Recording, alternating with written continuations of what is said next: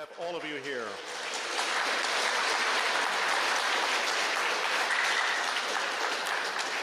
This is the second of two provincial candidate forums that the Dufferin Board of Trade has organized for members of Dufferin-Caledon, and it is really nice to have all of you in attendance, including those that are wearing shorts this evening.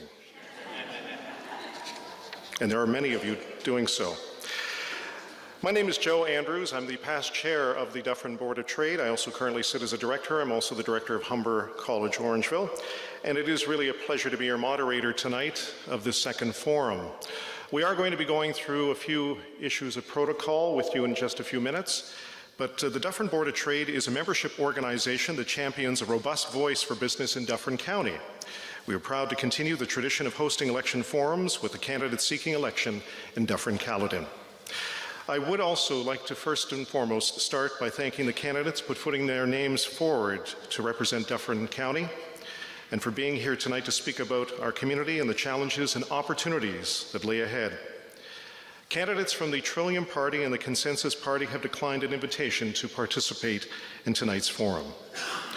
I also, again, would like to thank each of you who are here tonight.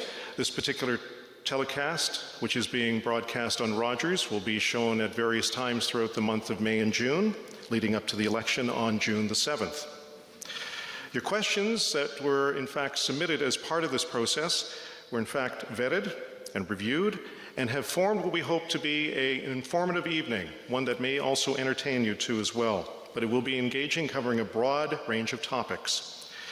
It is important to note that questions were kept confidential and candidates were not briefed of the questions ahead of the forum. We'd also like to thank the Dufferin Federation of Agriculture for their support for this evening event, as well as our local media partners for help in promoting this event. Out of courtesy, I'd like to remind all of you, if you happen to have a phone, please ensure that it has been turned off, and I see the majority of you now doing so, which does mean that obviously you're going to receive some form of text messaging or an indication that it is really warm outside. We also encourage you, if you so desire, to, of course, utilize social media. We do have two hashtags for those of you that do use Twitter. One hashtag is hashtag OurDufferin, and the other one is OnPoli, that is ONPOLI. We encourage you, if you so desire, to take some photos, but again, use your discretion if you plan on using those on any other social media site. The Dufferin Board of Trade would also like to thank the folks here at Orangeville District Secondary School, and in particular the students from the AV Tech program who really put together the forum venue for us very quickly this afternoon and this evening. They've been very kind and diligent in doing so. And I also once again would like to thank Greg and Heather Holmes of Holmes Appliance in Shelburne for providing us with the audio this evening. So as we move ahead, no doubt there's going to be a very interesting evening for all of us here. I think one is an opportunity for us to listen. One is for us to be curious, and the other is in fact to certainly observe the political process. As we have identified that this is a political forum, unlike a debate, the candidate forum is structured in such a way that each candidate will have time to provide their party and or their view on a variety of questions. Now, the forum structure will allow activity to occur, but as was very clearly promoted by the Dufferin Board of Trade through the website and other communication, any questions to be considered and posed to the candidates were to be submitted directly to the Dufferin Board of Trade, and they were in fact reviewed by the Election Forums Committee and into categories that fall into the following four pillars of the Ontario Chamber of Commerce Vote Prosperity Platform. And those four key pillars are strengthening business competitiveness, fostering job creation, building healthy communities, and improving government accountability. Now, as we have our candidates on stage, I would like to also remind you that there will not be any questions from the floor. There's also a protocol in place regarding a code of conduct. Throughout the venue, which is here at the Orangeville District Secondary, as well as in the hallways, there were various information sheets placed. The code of conduct applies to those in attendance, but also applies to each one of our candidates who have signed and have agreed to the code of conduct. It's a way of us, of course, ensuring that we have some civility in tonight's process. Now, regarding the format of tonight, We are going to introduce each one of our candidates. We'll provide a brief introduction of who they are with the bios that they have supplied us, and then we will also end up going through some of the rules that exist within tonight's forum. I also would like to just take the time to acknowledge the chair of the Dufferin Board of Trade, Pete Renshaw, who is in fact going to be our official timer, and we will end up going through that in just a minute on how that whole piece ends up being a part of tonight's forum. So, all of our candidates, in fact, were required to pick a number from 1 to 5 to identify their speaking order to start off with. We will also end up going through this sequentially, and we will walk you through that as we proceed through tonight's forum. So what I'd like to do is just introduce each one of our candidates, and you can certainly hold your applause after I've finished with the 5th candidate. I will provide a brief bio in just a few minutes. But our 5 candidates that we have here this evening include Jeff Harris, Laura Campbell, Andrea Malarkey, Sylvia Jones, and Gordon Ere.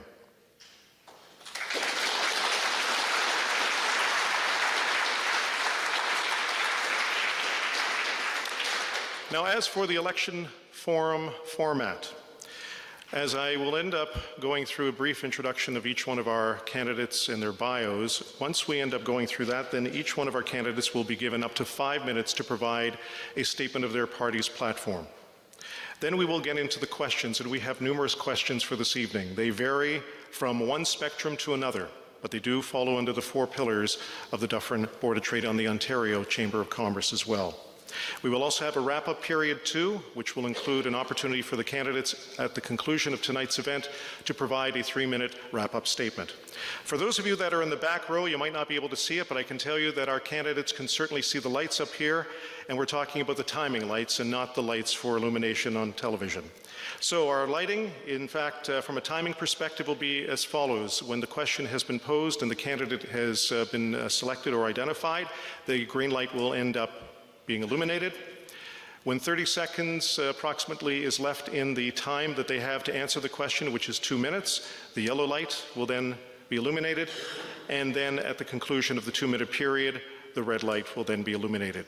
I will, out of courtesy, interrupt the candidate if they continue on after 2 minutes. So far, everybody has agreed to the playing field, and they've done a real good job.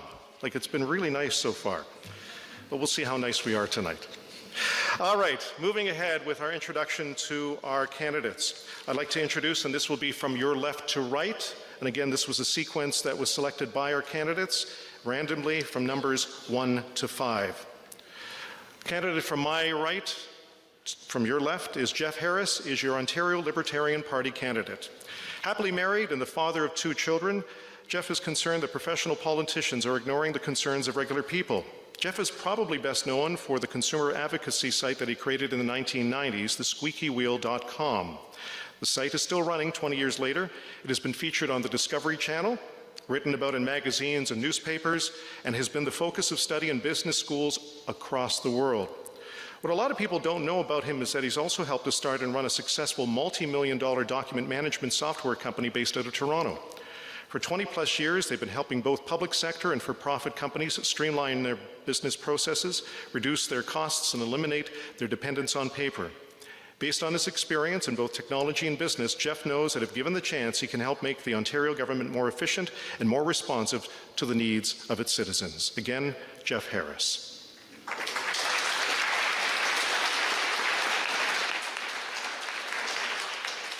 Our next candidate is Laura Campbell. She is your Ontario Green Party candidate. A mother of 2 small children, a small business owner, and a PhD student at the University of Toronto, while her academic work focuses on international economics, her day-to-day life is spent running a small restaurant she owns with her husband here in Orangeville and taking her kids outside to nature. Laura has always been a country girl at heart, having growing up in Caledon Hills, and after a time away to study, she knew that she had to return to her home community. It is here that she decided to put down new roots. Laura and her husband prioritize local organic produce as much as possible and build meaningful relationships with customers. Those relationships are the most rewarding part of her work. Just as she's been serving her customers, Laura wants to serve her community with integrity, care, and deep commitment to sustainability. Sustainability means fiscal, social, and environmental responsibility. Laura Campbell.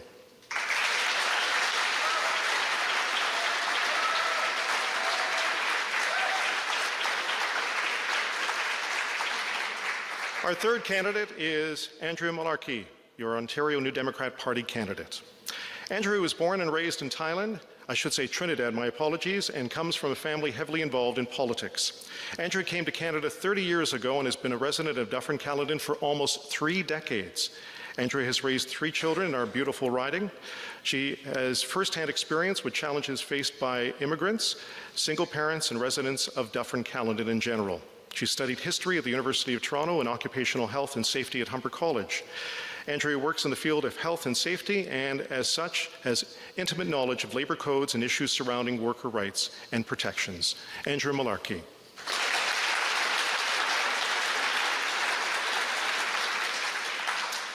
Our fourth candidate is Sylvia Jones, your Ontario Progressive Conservative Party candidate.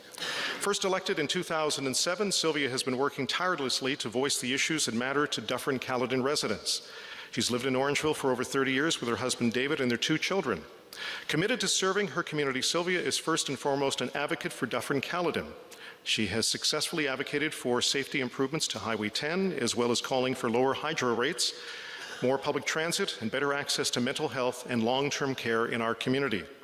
Sylvia is one of only 7 candidates across Ontario endorsed in the 2018 election by the nonpartisan nonprofit group Green PAC.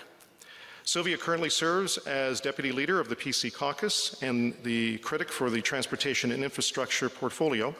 Sylvia has introduced many pieces of legislation that have been adopted into government legislation and have become law. In 2012, Sylvia Jones was awarded the Queen Elizabeth II Diamond Jubilee Medal. Sylvia Jones.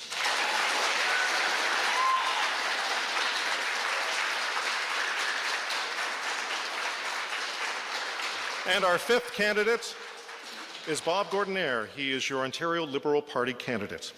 Raised in Orillia, Ontario, Bob left home in 1969 to work and go to school. He married his wife Elise in 1971, and they have 4 adult children and 6 grandchildren. In 1981, they bought their first farm in the Orangeville area and have been farming ever since in Dufferin County. Bob spent 3 years on the Port Credit Police Department and 1 year on the Peel Regional Police Force before transferring to the Brampton Fire Department, where he served for 32 years. Bob has served on many boards and has been a member of the voting delegate of the Beef Farmers of Ontario, the BFO, for many years. He was elected to the Board of Directors for 9 years and became Vice President and President during the last 4 years until 2016, representing 19,000 beef producers in Ontario. Bob has also served on the executive of Canadian Cattlemen's Association, where he dealt with national and international trade and agricultural issues. Bob Gordon Ere.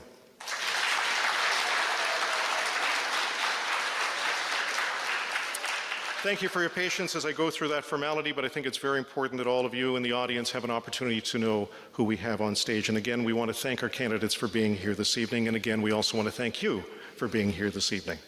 So the format is as follows. We will provide an opportunity for each one of our candidates to now go through a 5-minute introduction of their platform.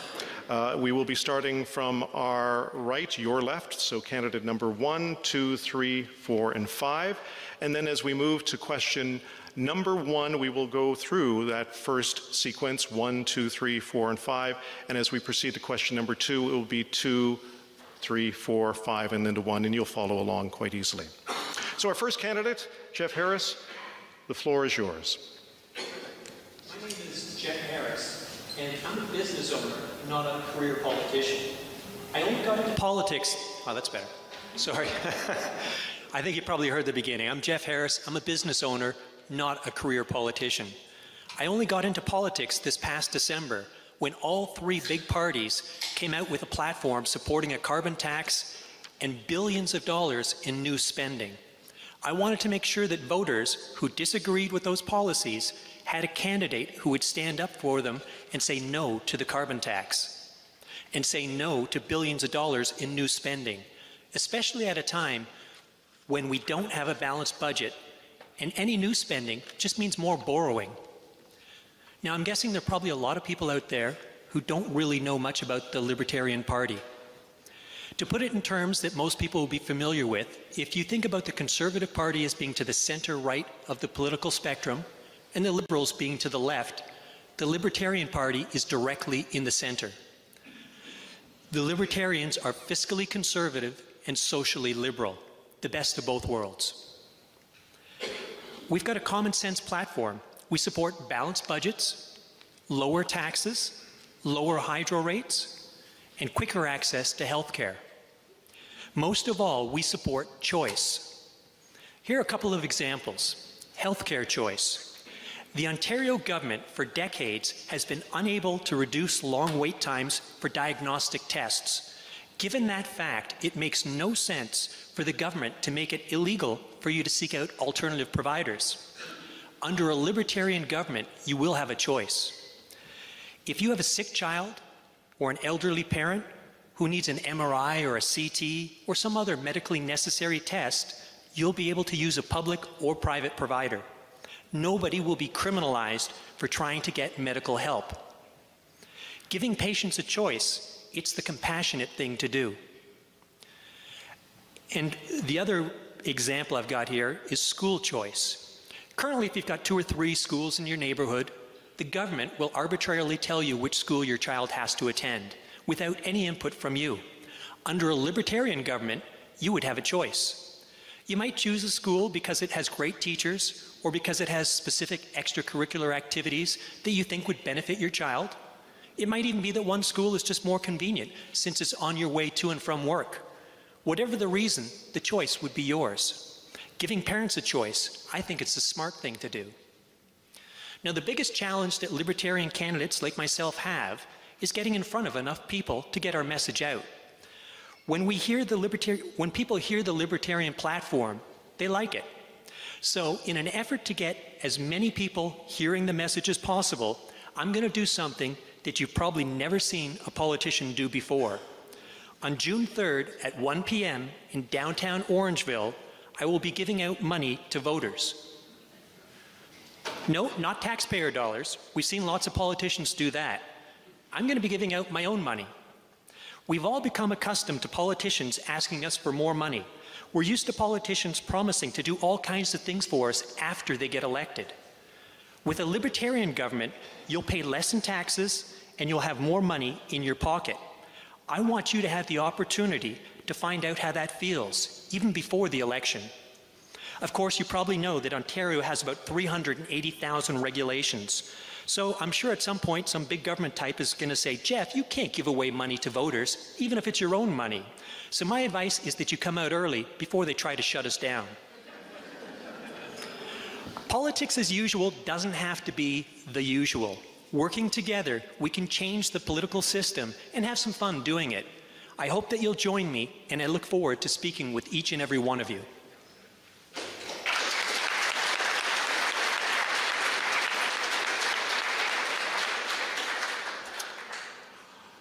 Opening address from candidate number 2, Laura Campbell.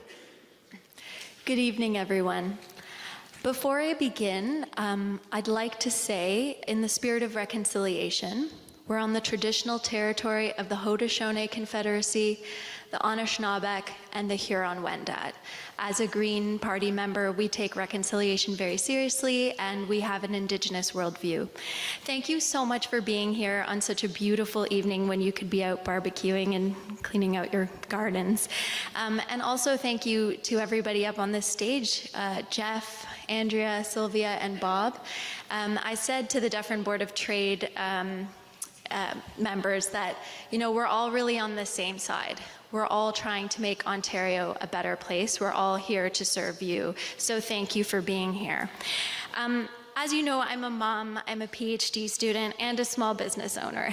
And the challenges of our times have become incredibly evident to me in those roles, and they've been amplified. I've been sort of sitting on the sidelines waiting for a substantial shift in our political life that puts people and planet first. That shift doesn't seem to be coming under the existing political parties, and that's why I joined the Greens, because we need to be doing politics differently. Though we don't yet hold a seat at Queen's Park, we've already been working for you for years. Under the leadership of Mike Schreiner, our party has fought hard between elections for the issues that matter to you. We're a significant voice in the fight to stop the mega quarry in Melancton. In 2016, we led the charge to get big money out of politics. Mike Schreiner sort of spearheaded the effort. He got all the party leaders to the table to agree to ban corporate and union donations to political parties and to cap personal funding to the parties as well, which is a significant victory for democracy. And it was great that all the parties came to the table and agreed to that. We've also been pressuring the Liberal government to do more to protect water. We've been working to get more affordable housing. And we've also been lobbying for smart legislation that helps both workers and businesses. It's such an impossible choice. You know, do we give someone a minimum wage increase or do we harm small business? We don't need to do that. We can find a middle of the road approach, and the Greens have been advocating for that. I'd say that if you look at what's happening across Canada and also across the world, Greens are making a difference. Elected Greens in BC are holding the balance of power. Peter Bevan-Baker in PEI, who's the Green Party leader there, is currently more popular than the Premier of PEI. So we are electable, and we are making things happen across Canada. The future's now. The Green Party platform has 3 major pillars: jobs, people, planet, and they're all connected. Here's where we'll deliver change. For jobs, we need to invest in clean tech. It's a $6 trillion global industry, and we're sitting on the sidelines not getting in there. We have to. We need to resurrect our manufacturing sector so people in my generation have good, well-paying jobs, and those jobs have to benefit the environment. For people, we want to get at the root of our healthcare issues, and I know that all of us up here tonight will be talking about mental health as a major concern. So absolutely, we need to talk about preventing illness and catching it early. We need more money for community care and long-term care for seniors. We need a basic income guarantee to streamline social support so people get the help they need. They don't have to worry. And for planet, of course, it's no secret that the Greens are advocating for environmental protection. We think the Greenbelt is great, but we need to do more. We're losing farmland at a rate of 365 acres per day, an area the size of Toronto every single year. As your MPP, I would introduce legislation to permanently protect Ontario's prime farmland and source water regions. We would invest $200 million over 4 years to pay farmers to protect water and store carbon.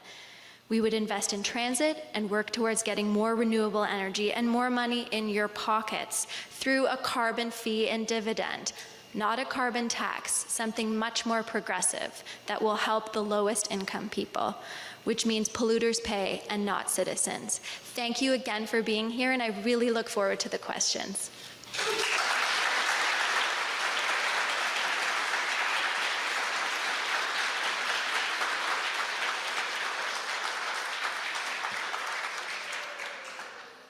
Candidate number 3, Andrea Malarkey.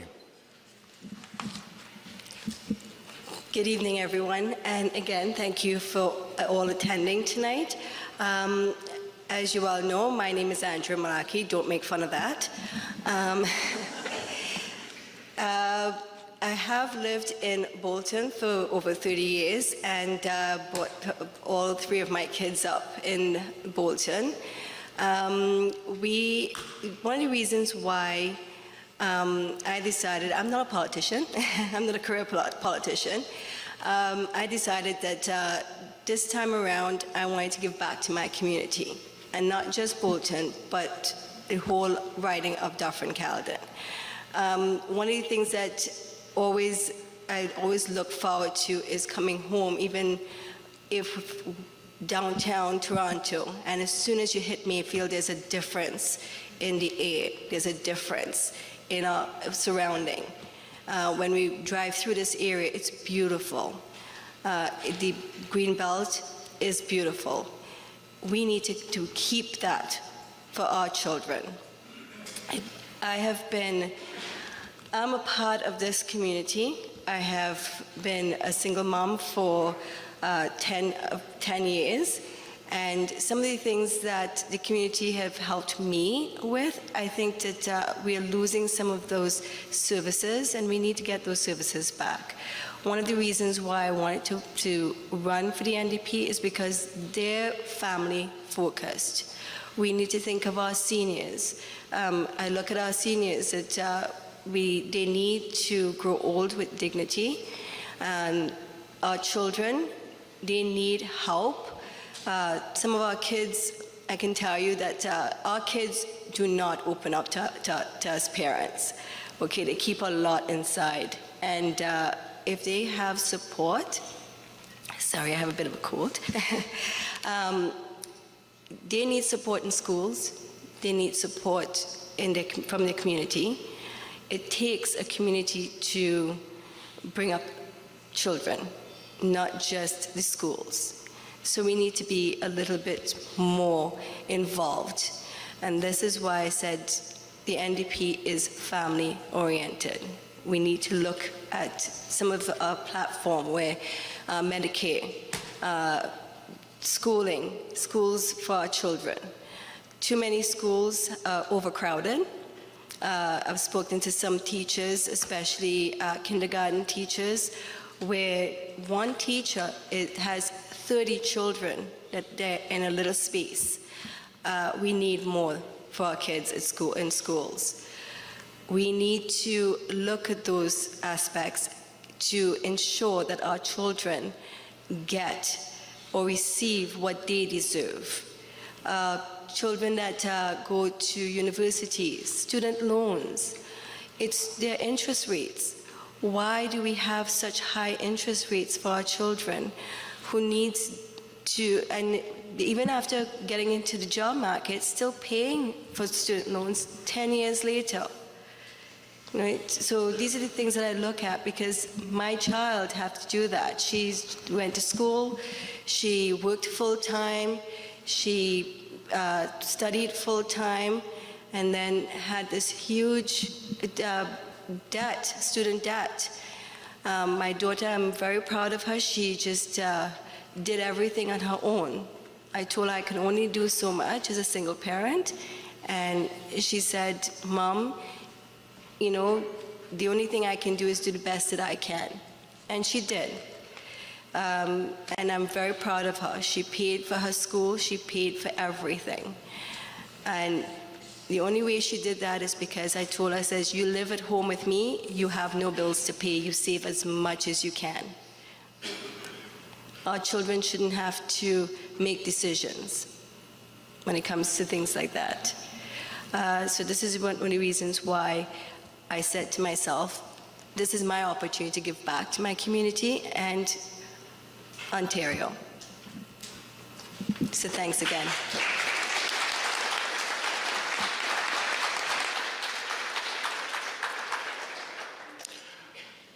Our fourth candidate is Sylvia Jones.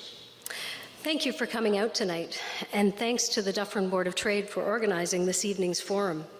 I've heard this election be called a change election, and I agree. You have an important choice to make, and I want to share the Ontario Progressive Conservative plan with you. I'm proud to stand with my leader, Doug Ford, and offer you a change in direction from the path the Wynne Liberals have been on for the past 15 years. A plan that would encourage businesses to invest in Ontario and allow our young people to find and keep jobs in our community. A plan that reduces your hydro bills so that businesses don't leave Ontario because of soaring hydro rates, and so our seniors can afford to stay in their own homes. A plan that understands that governments who spend more than they bring in are only leaving a heavier burden of debt to our children. I want to be part of a progressive Conservative government that focuses on improving the economic situation in Ontario so we all benefit. Let's begin with healthcare. It's the largest spending item in Ontario, but we need and can do better. Unfortunately, too many of our friends and neighbours are unable to find long-term care beds for their loved ones when they need them. According to the latest government statistics, the long-term care homes in Dufferin and Caledon all have waiting lists of a year or longer. It's wrong, and it needs to be fixed. Our plan includes building 30,000 new long-term care beds across Ontario, the first 15,000 within 5 years. Mental health is the often ignored part of our healthcare system. That needs to change. For 18 months, I studied the mental health system in Ontario, and we have a lot of gaps to fill. The youth looking for diagnosis and treatment, for seniors with dementia looking for respite and housing, and for families looking for treatment for their children with autism. Our plan includes an unprecedented $1.9 billion investment in mental health, addictions, and housing supports. When matched with the federal commitment of $1.9 billion, it is the largest investment in mental health and addiction services in Ontario's history. As I said, mental health is often the ignored part of our healthcare system, and that will change with the Progressive Conservative government. Number 2 is education. Between elementary, secondary, colleges, and universities, education is the second highest spending line in the provincial budget. And yet, our children are struggling. Math scores continue to decline. Only half of the students in grade 6 meet the provincial standard. A Progressive Conservative government will eliminate Discovery Math program and restore teaching methods that work. And the topic no one wants to talk about, debt and deficit. Paying the interest on Ontario's debt is the third highest expenditure of the Ontario government, higher than transportation, social services, environment. It's shocking, really. Interest on the debt costs us $12 billion a year, $1 billion a month to pay the interest on money already spent or wasted. And yet, even though interest on our debt is the third highest expenditure, the Liberals just passed a budget with an $11.7 billion deficit. This type of spending is simply not sustainable. Working with the Independent Auditor General and calling for an outside audit of government spending, a Progressive Conservative government will find the waste and inefficiencies, so your tax dollars are spent on people, not pet projects. Finally, energy costs. Ontario has the highest energy prices in North America, but it wasn't always so, and it doesn't have to remain that way. As I mentioned earlier, energy costs have been skyrocketing, particularly with Hydro One customers. There are many factors, but the subsidies we give to private wind turbine projects is, without a doubt, one of them. Paying the CEO of Hydro One $6 million a year is another. Doug Ford has sent a very clear message to the board of Hydro One that if they don't fire the Hydro One CEO, he'll get the job done. When the CEO of Hydro-Quebec gets paid less than $600,000, we can do better, and we need to do better for you. I've chosen to highlight only a few of the specific ideas we've presented in our plan to get Ontario's economy back on track. There is much more in our plan, which I hope you take the opportunity to review at ontariopc.ca. As I said, you have a very clear choice to make on June 7th. I hope you decide to re-elect me, Sylvia Jones. Thank you.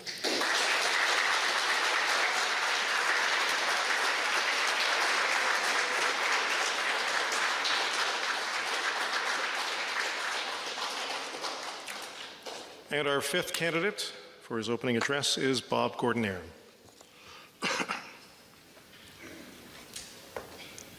I'd like to start by thanking the Board of Trade for organizing this event like they did in Shelburne. I think they did an excellent job in Shelburne, and I'm sure they will here tonight. And also thanks to everyone who came out tonight. My name is Bob Gordon Ere, and I'm the Ontario Provincial Liberal candidate for Dufferin-Caledon. I am a retired firefighter, spending 32 years on the City of Brampton Fire Department. Before that, I served as a police officer in Port Credit and Peel Regional. In both professions, we see people in their most vulnerable state. They don't call us when things are good. We're called when there is nowhere else to turn.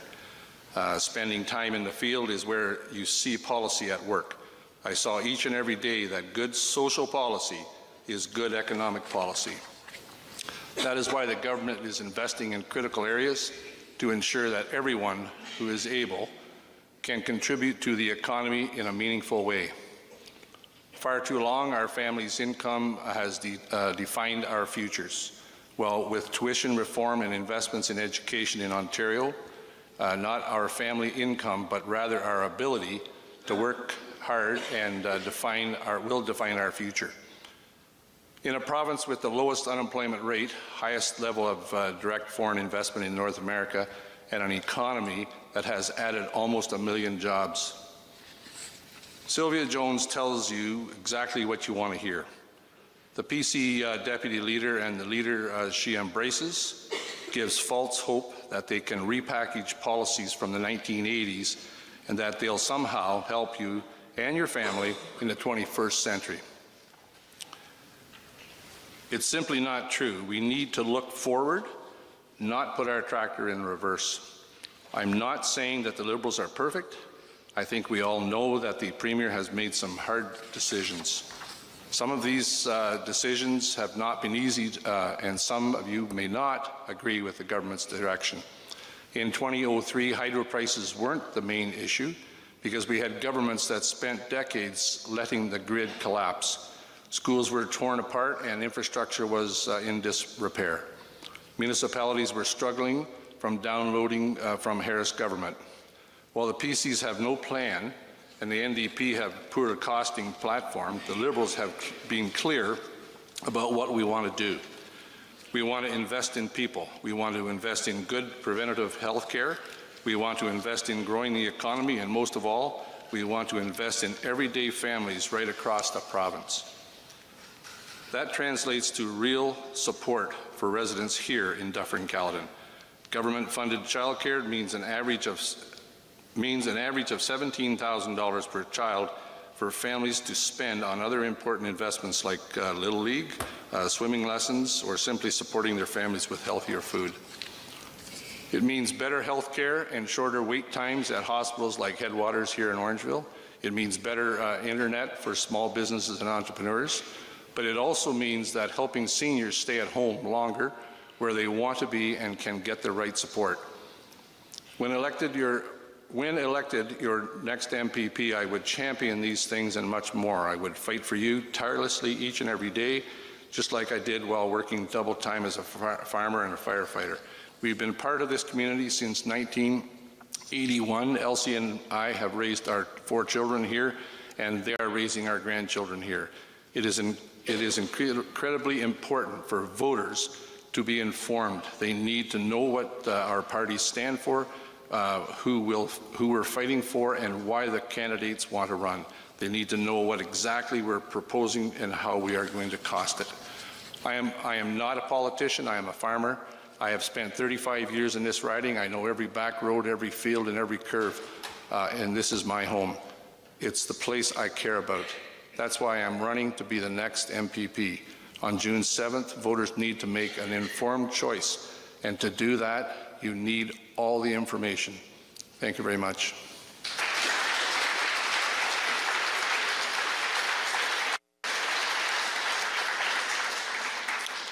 You've now had the opportunity to be introduced to each one of the candidates and their party's platform as well as their platform. Now we're going to get into the meat and potatoes of this evening of the forum, which is, of course, the questions.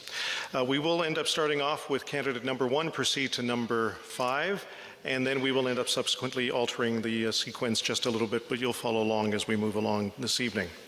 So our first question is as follows, and this will be answered by candidate number 1 and subsequently our other candidates. The question is, do you and your party support the current permanent protection afforded by the Greenbelt? And if elected, would your party maintain or alter its existing footprint? You have 2 minutes to answer the question.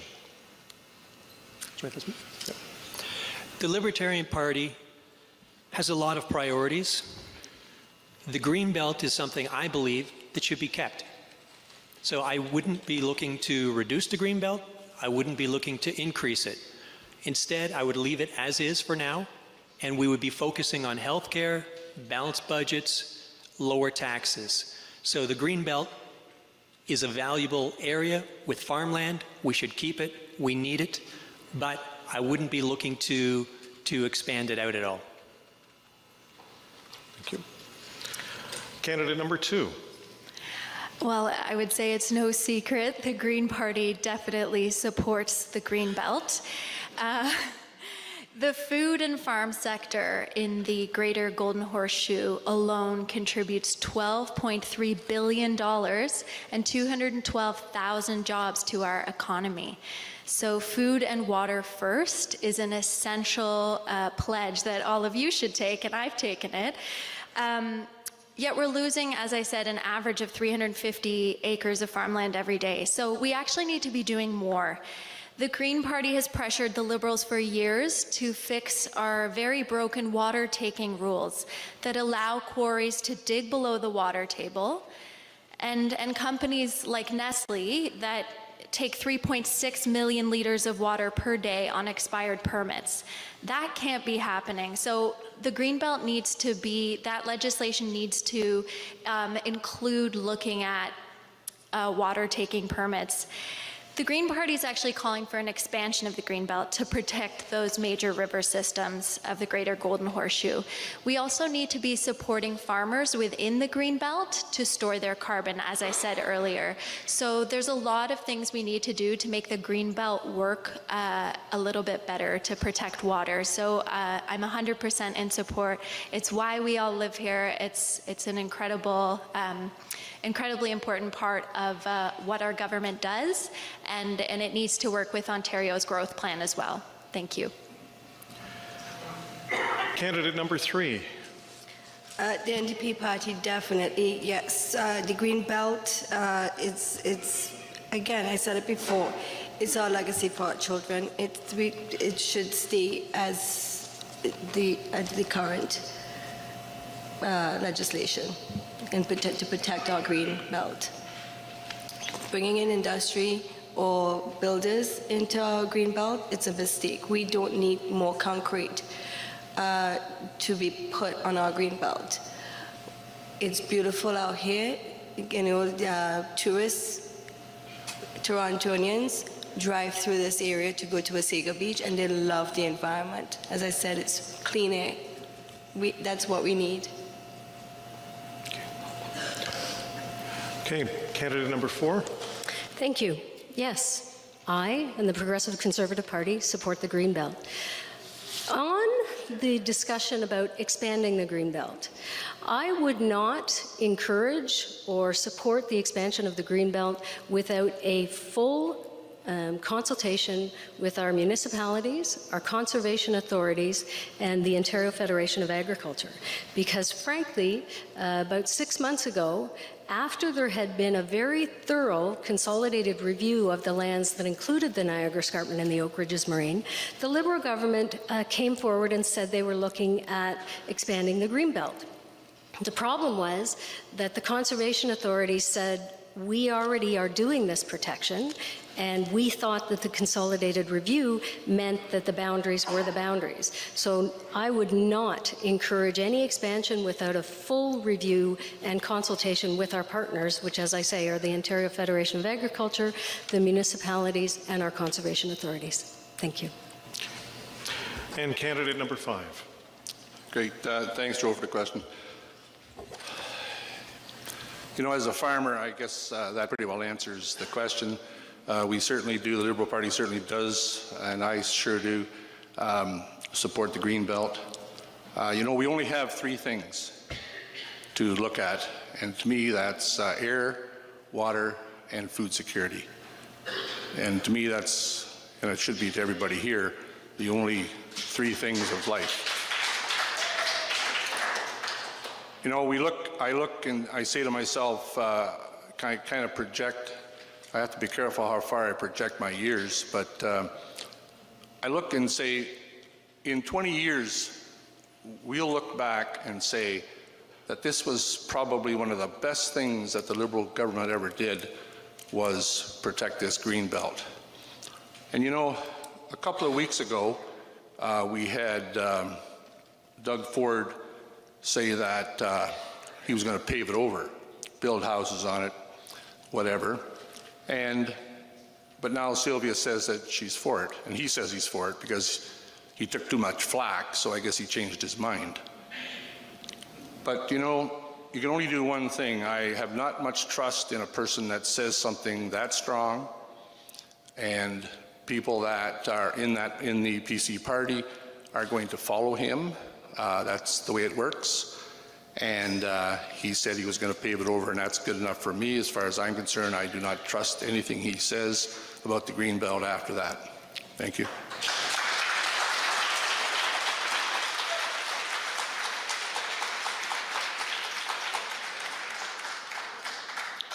Moving to question number 2, as we had several submissions from the region, and as we ended up echoing earlier, we had an elections forum committee that reviewed and tried to compile all the questions under the 4 pillars of the Ontario Chamber of Commerce and, of course, the Dufferin Board of Trade. This question will be posed to candidate number 2, Laura Campbell, and the rest of the candidates, but subsequently starting with Laura. What will you and your party do to ensure that social assistance programs that are provided by the Ministry of Community and Social Services or by organizations funded by the ministry receive adequate funding so that those relying on social assistance are able to maintain a basic standard of living and access to the programs that they need?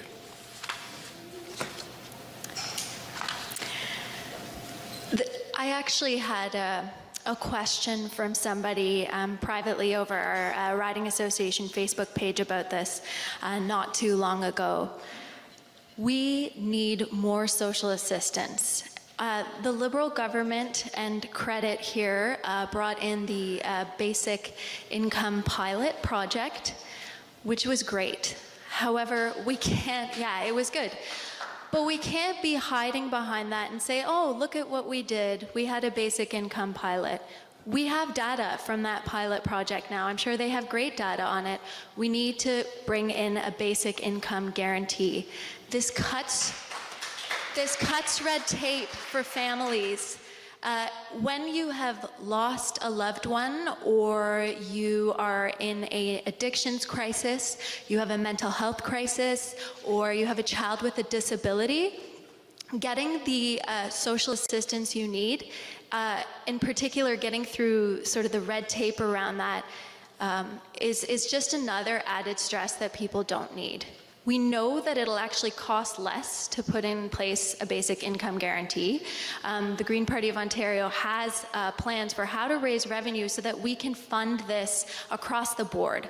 It's actually, the Libertarians would like it. It means less government, and it means that people get the funding that they need. But in the meantime, while we were rolling that out, we need to immediately increase payments through the existing systems like Ontario works. So the Green Party of Ontario is advocating for a basic income guarantee.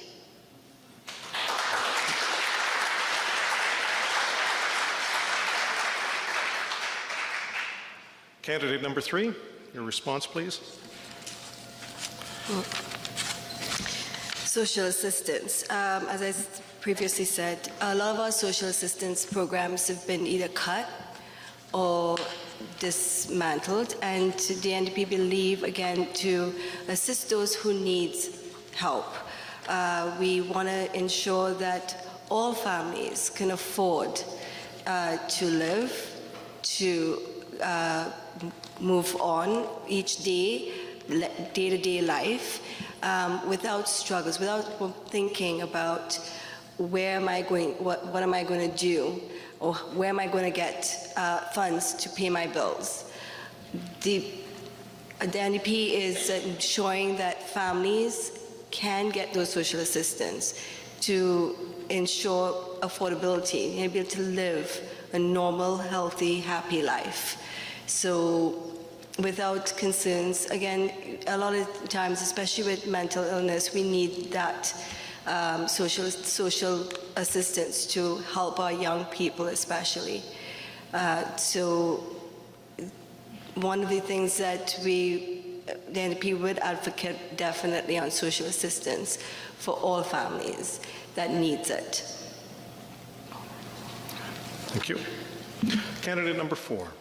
Thank you. So the first thing that Ontario Progressive Conservative government would do would remove provincial income taxes for everyone earning under $30,000 a year. I have to give a shout out to the Dufferin County Social Services.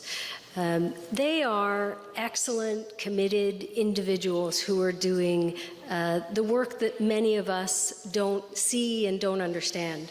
I know from meeting with them that they have situation tables where they come together, all of the various agencies, without government funding, I might add, and they bring together that situation table because they want all the experts in the room to understand and bring forward the solutions that are for the individual.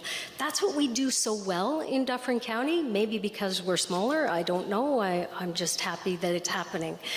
So as I say, the Progressive Conservatives would eliminate provincial income tax for anyone earning under $30,000 a year, and that is going to make a big difference in the lives of people who are struggling in our community. Thank you.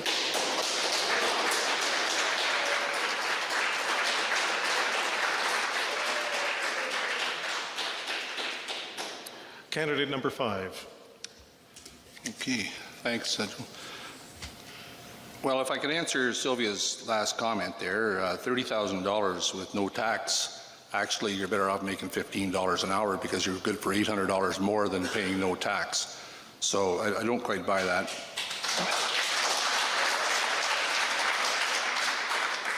You know, I call community care here in the riding probably, you know, I hate making a list because everybody thinks when you put the first words, like the first issue, like community care, that everybody thinks, well, Bob must think community care is number 1. No, there's quite a few number 1 items, actually. Community care is just what we're talking about today. Community care, to me, is right from hospitals right down to the social services that create health care to people. For example, we'll just use a few. Meals on Wheels, hospice, food bank, telecheck, and there's many of them, and I visited every one of them, and there's no doubt that there's a lot of room to improve. Another one is home care. I believe home care for the elderly. I think the elderly should have a choice to be able to live in their own homes. And also that choice is also a lot to do with family as well. I mean, don't forget elderly people usually have children. So by having them and have the services coming into their homes certainly is a really good choice for the family as well as the elderly. We have OHIP Plus, 1.2 million children under 25 have actually had free prescriptions of 3.5 free prescriptions, 3.5 million free prescriptions. And of course, we brought out, is coming out is the prescriptions for elderly over 65 will also be free. Thank you. And candidate number 1, your response, please. We do need a social safety net, but what you need to ask yourself is, why do we need it? Who do we need it for? Well, there are going to be some people who are unable to work because of physical disability and mental disability. They need our help. But there are going to be lots of people who are just not able to make ends meet because they don't have a job, or if they have a job, it's not a high-paying job. What's the best way to help those people? Do we just give them money? Or would it be better to give them a job, a high-paying job? So the Libertarians have a platform where we're saying we should eliminate corporate income tax. And you say, well, what's that going to do? We're going to have more businesses coming from the US, from other provinces, setting up shop here in Ontario. We're going to get high-tech jobs, high-paying jobs, and we're still going to get tax revenue from the government, for the government, from the increased income taxes, personal taxes we'll be receiving from those new employees at those higher paying jobs. To me, that's a better approach than just throwing out more and more money, especially when we don't have a balanced budget. We don't have the money right now, so the only way we can invest more is to borrow more. Does that make more sense? No. So what we need to do is we need to grow the economy, make sure everybody's got a job, while we look after the people who truly do need our help. Thank you. For those of you that may have arrived a little late, this is the Dufferin Board of Trade's provincial election forum for 2018, being broadcast on Rogers Television, and we thank all of those that are in attendance tonight. And we do have a spectrum of people from the community, from Dufferin-Caledon, and I know that many of the questions are certainly zeroing on some of the different things that matter to you. This next question will be posed to candidate number 3, and then subsequently through the roster of candidates we have. The question is as follows. Stable, sustainable funding for medium-sized hospitals is critical for the growing needs of our communities. What will you and your party do to improve the funding formula to ensure adequate and stable funding for medium-sized hospitals like the Headwaters Healthcare Centre?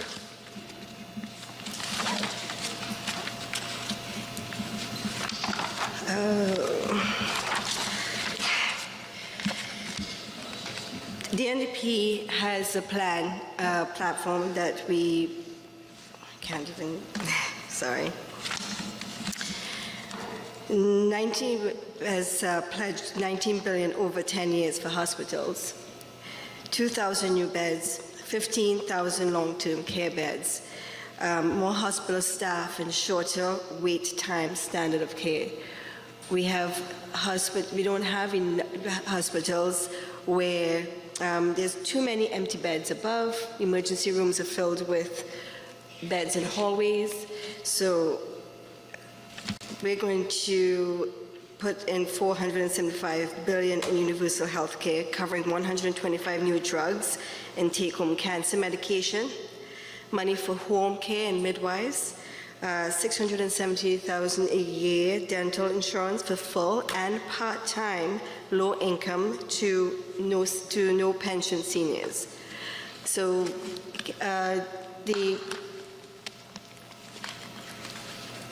there's families out there that can't afford dental. There's seniors who have to make choices between, do I eat or do I take my medication? So the NDP has put a platform out there for free pharmacare and dental for all families, no matter income or work experience. Thank you. Feel free. Candidate number 4, your response, please. Thank you. So specifically in answer to the question, yes, medium-sized hospital formulas must be reworked.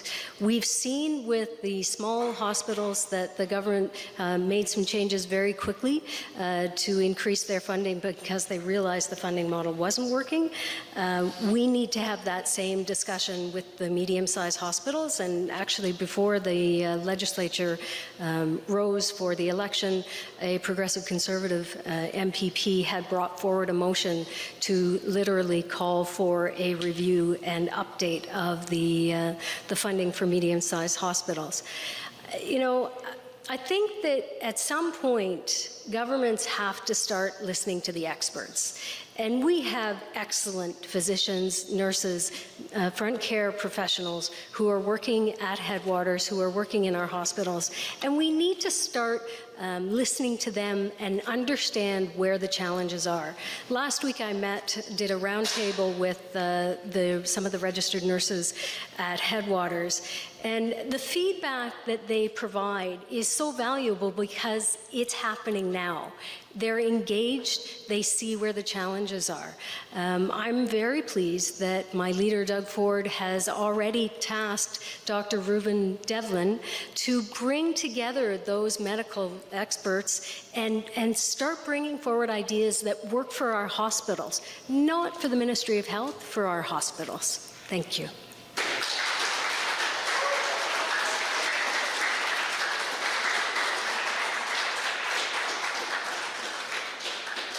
Candidate 5, your response, please. Thanks, Joe. About 3 weeks ago, I met with the CEO of Headwaters earlier this year. There is no question that medium-sized hospitals like ours need the right kind of support. I think that means finding the best way to make the patient experience better and support healthcare professionals as well across the spectrum. Headwaters received just over $42 million in operating dollars in 17-18, an increase of nearly 850,000. But you know, I said to the CEO that right now and she knows all these figures. In fact, actually, I think she's in the crowd tonight. It's 43% of the budget, and we all know that we need health care, every one of us. Our family has needed quite a bit lately in the last six years, and it is nothing, as far as I'm concerned, but the best. And I mean, here in this riding, as well as the Toronto hospitals and Newmarket, it is nothing but the best. But we need to do better, and we certainly need to maybe look at the funding and go from there. But when you look at Doug Ford's plan, no, I'm sorry, he doesn't have a plan.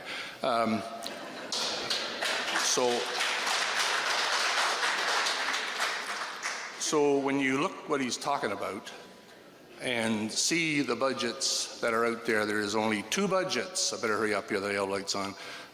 He's only got 2 budgets to take the money out of, and that's education and hospitals. And the last time I think there was an awful pile of nurses went to Texas, and I also think there was an awful pile of unemployed teachers. I don't believe for a minute, not a minute, that we can afford to get down that way. We need to keep the educators we have. That's the whole key to our Ontario economy, is education, and the next one is healthcare. So I don't agree with anything that he says. Okay.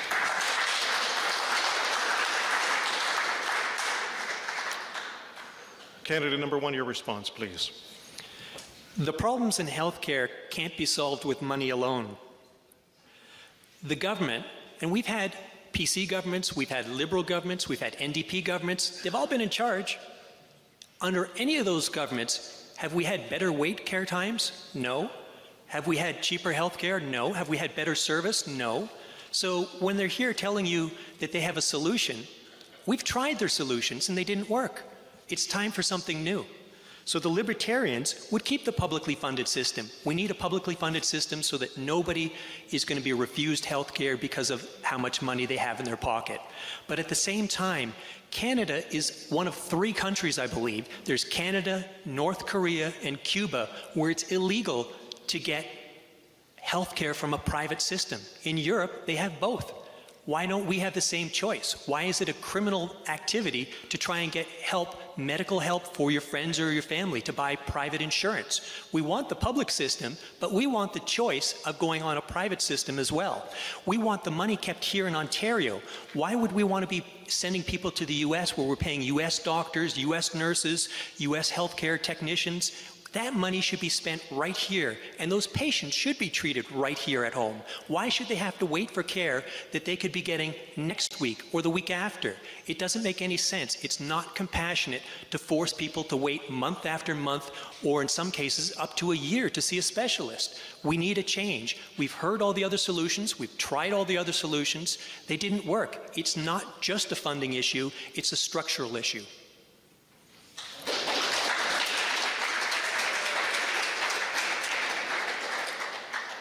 And candidate number 2, your response, please.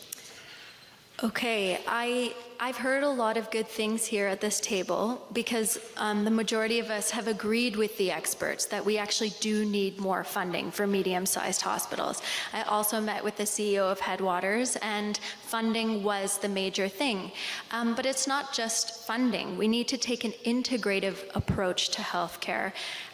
Obviously, the Greens in our platform, we're talking about more preventative care, but we also need a better strategy to use the existing resources in home care, long-term care, nurse-led practitioner clinics, primary care, and community care. But another challenge is that there's 12,000 children on a wait list for mental health services right now. And where are many of them waiting? At our medium-sized hospitals. So our beds are actually filled with people who can't get services outside of the hospital that they need.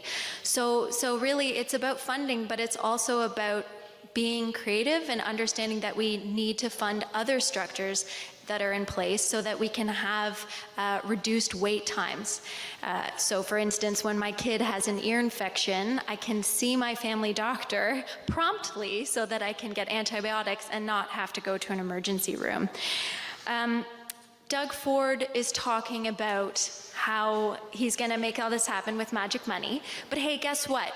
The experts did speak. In 2012, the Drummond report pointed out where we could be more efficient. I think the Green Party is recommending that we follow those recommendations. So I hope he reads that report if he knows what it is. Thank you.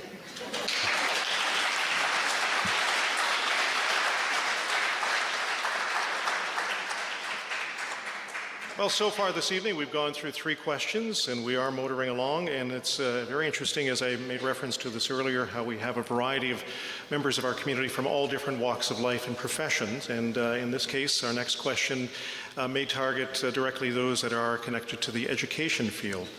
So candidate number 4, you'll be the first one to respond to this.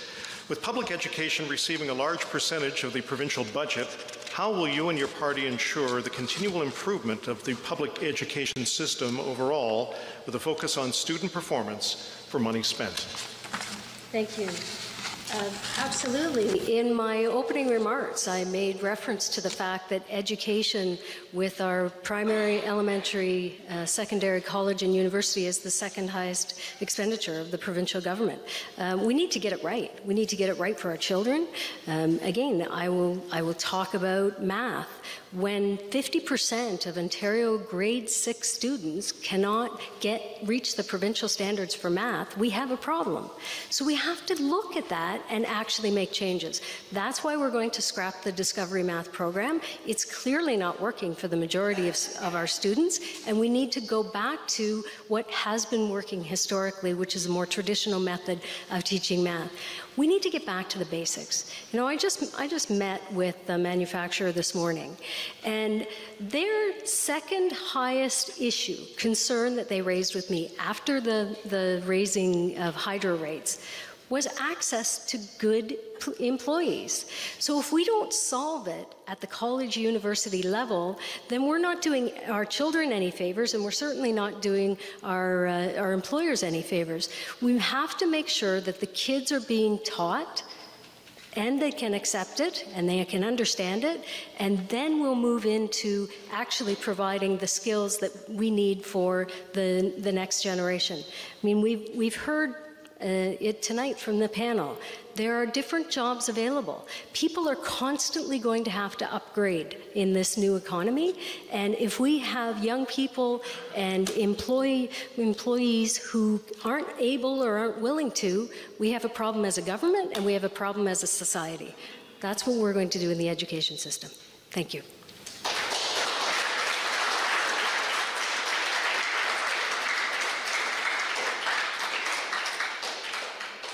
Candidate number 5, your response. Thanks, Joe. Due to our Ontario Liberal government's investments, Ontario's education system is definitely one of the best in the world.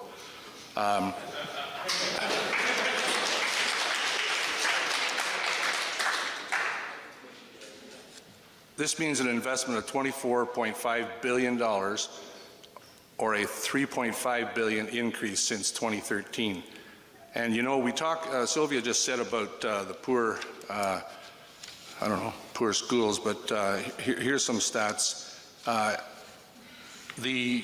It's thanks to these investments that our high school graduates rates have risen to 86.5%. That's 18% under our government. And it's also due to the great educators that I believe that we have.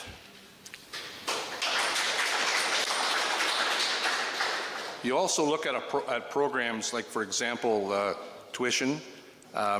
We have right now this year over 235,000 college university students that are on free tuition. That to me is forward thinking, and why I say that is this. If we can keep educating people like we are doing right now in Ontario, it's nothing but good for this province. because they go into school 1 year and they come out either in 2 or 3 or 4 years, and they're nothing but a great asset to this whole industry. We have 10,000 single mothers that have enrolled back to school, which I think is fantastic. They'll be able to come out and get good jobs, support themselves and their families. So I have nothing but good to say about our education system, and thank you.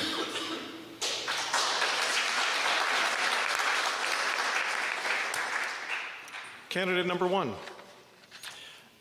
Well, I think stats and numbers are good when you're talking about people in general, but when it's your child who's not doing well in school, you want a solution for the individual. You don't care what the average is. You want help for your own child. So the libertarian plan is to allow you to move from school to school. If there's a better school, if a school's not doing well in an area, let your child go to a different school. Let them be taught by teachers teaching with different methods. Give them a choice. Don't sit them with one school where they can't get out, where they're stuck with the same teachers and the same teaching methods. Give them the opportunity to move to what's better. What we're going to find is those schools that get more students will get more funding because we're going to attach the funding to the students. So what we're going to end up with are centers of excellence. We're going to have schools that are getting more funding, more students because they're doing well. It's attached to the results, not the hopes, not the promises, the results. So on top of that, I think if students are learning a second language, I think they ought to be learning a computer language. So, I mean, French is great if you're going to be going for a government job, but if you want to get a high-paying job, if you want a high-tech job, you're better off with a computer language, and I think we should be reinforcing that in our schools. I also believe we should be promoting trades and trade colleges. So it's not just about regular academics. It's about getting people ready for a job and a career. And there's nothing wrong with the trades. They're high-paid jobs, they're high-skilled jobs, but I think a lot of people just pushed them to the side. So I think we should be focusing on those areas.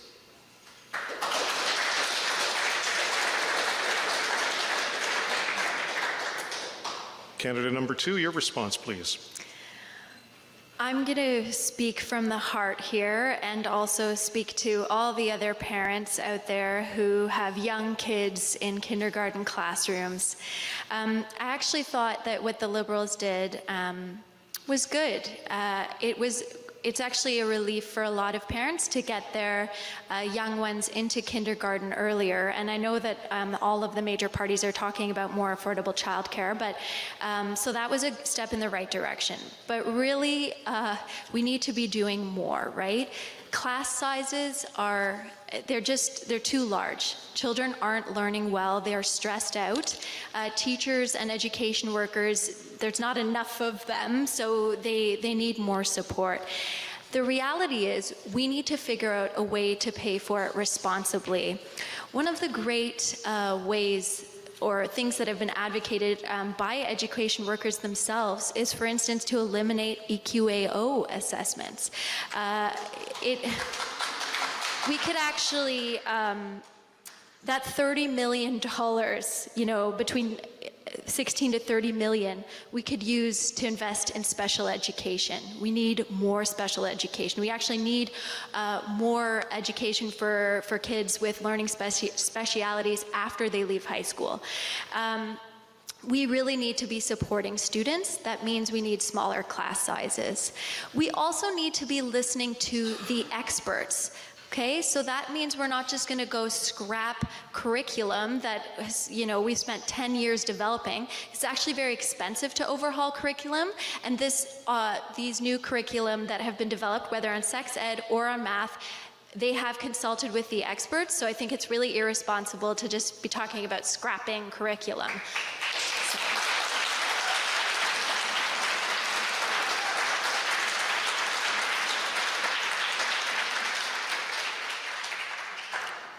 And candidate number 3, your response, please. Education is really important. Schools are really important for our children. As I said previously, elementary schools, kindergarten, especially, there are too many children in one class. I agree with that.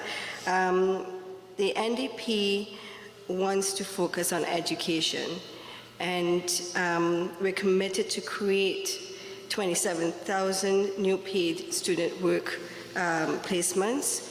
one of the things that you mentioned before, the EQA, that one of the things that we've seen is that teachers are teaching towards the testing, not really focusing on what our kids are missing out. They're the ones that need to know what they're failing at, not working towards what the test is expecting them to do. So I always said, you know, growing up, we had testing. We do a work program, and you're tested on your knowledge of what you're taught. And today, with the testing that we do, is we basically teach our children towards those testing, and that does not give us an idea of what our children are missing out on or what more do they need to learn.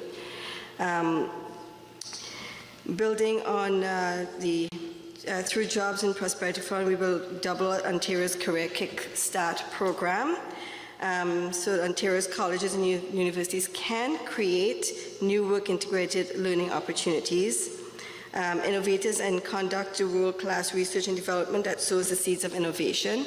These are the platforms that the NDP are looking at. We're advocating that we scrap those EQA or testing as well. It doesn't really, I don't think it really helps our kids. Thank you. As we're moving along with the forum this evening, again, for those of you that are on our live audience, you certainly know who our candidates are. For those that are watching on Rogers Television, we'd like to reintroduce our candidates from left to right, and they include Jeff Harris of the Ontario Libertarian Party. We also have Laura Campbell, the Ontario Green Party. We have Andrea Malarkey, the Ontario New Democratic Party. Sylvia Jones, the Ontario Progressive Conservative Party, and Bob Gordon Ere, the Ontario Liberal Party. Moving on to our next question, this will be posed to candidate number 5 in our sequence this evening. And if necessary, I will repeat the question to any candidate who requires me to do so. The question is as follows. The inadequate road and bridge infrastructure in rural Ontario provides considerable transportation challenges for rural communities and agribusiness. How will you invest in rural transportation infrastructure to ensure agribusiness can transport farm equipment and goods to market? Thank you. Well, there's no doubt that it is a challenge. We've pulled farm produce down the road for quite 40 years. Bridges are not wide enough with larger equipment that we have now. So you look back though, and today, I believe it was today or yesterday,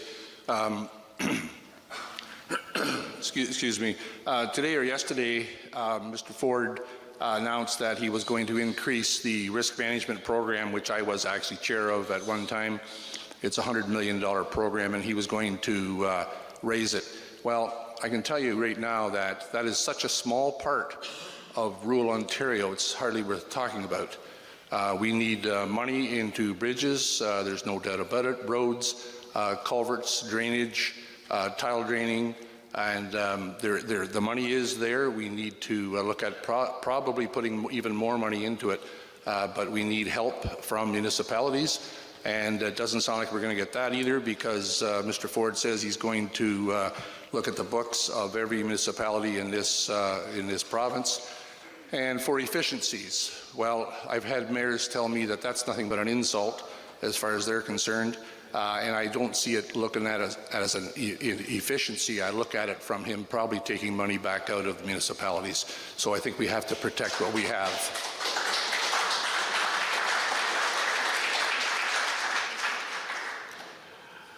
Candidate number 1, your response, please. I think we should be funding roads and bridges. We need them to get our products out to market. We need them to get our workers to their jobs. So it's important. But what I wonder is how much money is being wasted on consultations, consultants, regulations. How is it that it takes not just 1 year or 2 years to get a highway approved, but 4, 5, 10 years? How much money is spent when we could be having people out paving the roads. We could have people out driving on those roads. Sure, we need to have consultations. Building a road or a bridge is a complicated project. It needs environmental reviews, but there's no way that it should be taking 5 or 10 years to do those reviews. We need to streamline the process so that we can actually get the roads built and not spend all our time just planning on the roads of the future. Thank you. Candidate number 2, your response, please. So yeah, rural infrastructure development is very important because, of course, we are talking about safety. And if any of you are from Shelburne, you know that this work is going on right now, and some may be frustrated when you listen to Country 105 and they're talking about traffic on Highway 10, a very small stretch. But it's very important. Infrastructure development, of course, creates jobs. But we need to also be talking about how much it actually costs Canadians when you have congestion delays. So it's not just rural communities, but now it is also rural communities, right? It's $650 million per year is what it costs. So we actually need to be funding infrastructure and, of course, crucially transit, so that less people are driving individual cars. We need more electric buses taking people between different cities. We need to electrify our entire transit system, but that, at least needs to be part of the conversation. And you know what? The Green Party is the only party talking about how we were going to be funding these infrastructure investments. We need things like dedicated revenue tools that are fair and progressive. So that means parking levies and, yes, road tolls and congestion charges. We're going to be honest. That's where we can raise the money to make the necessary investments in rural infrastructure, like roads and bridges, without plunging the province into further debt. We all need to pay for this in a responsible way.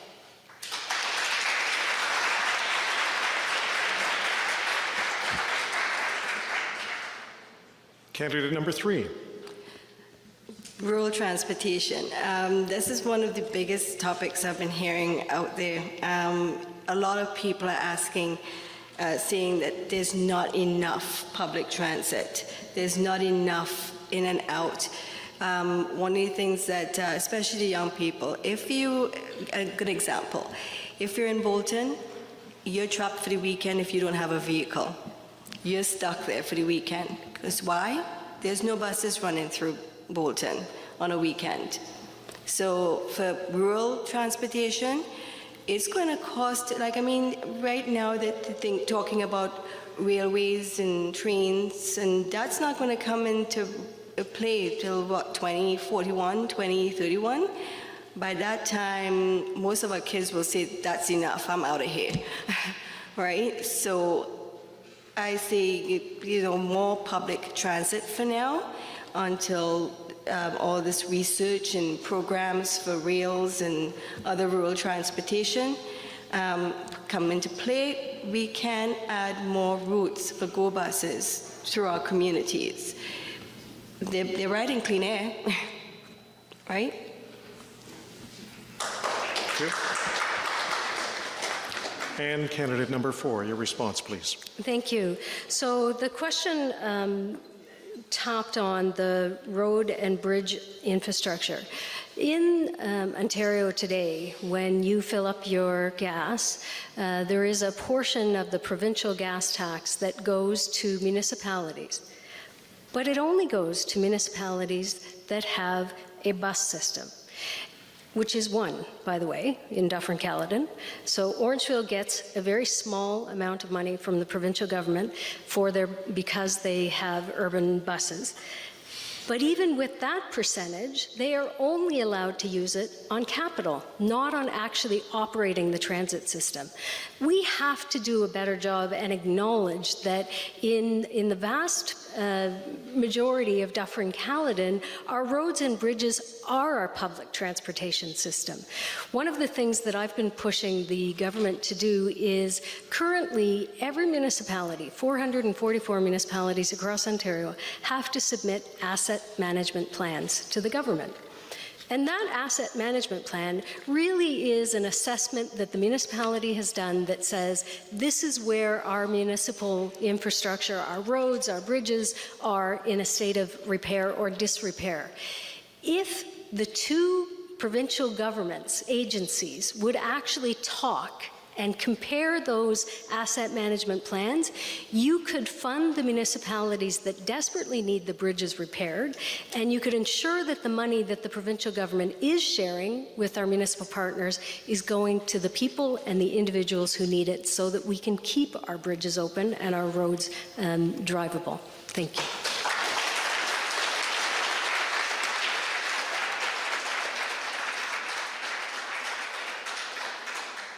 And candidate number 5, please.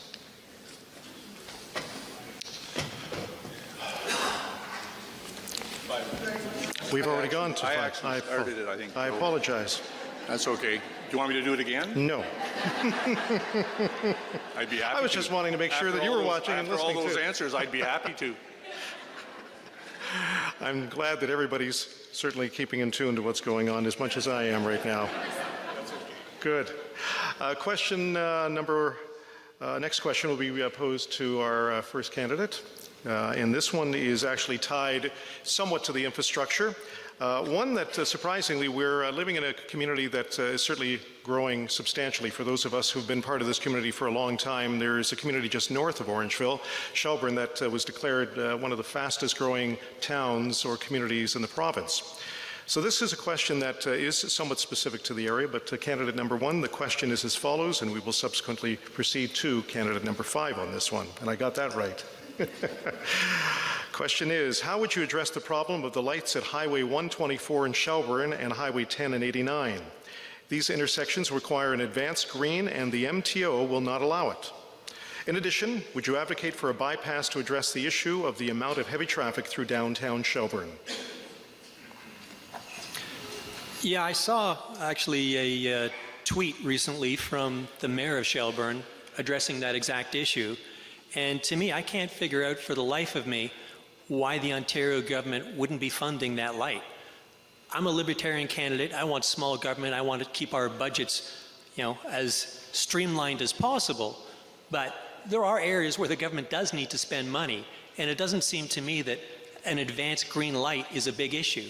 So if it is, we've got a bigger problem, that we've got more government regulations and red tape that are slowing down the approval process. It just makes no sense at all. So that's something that I would certainly approve right away.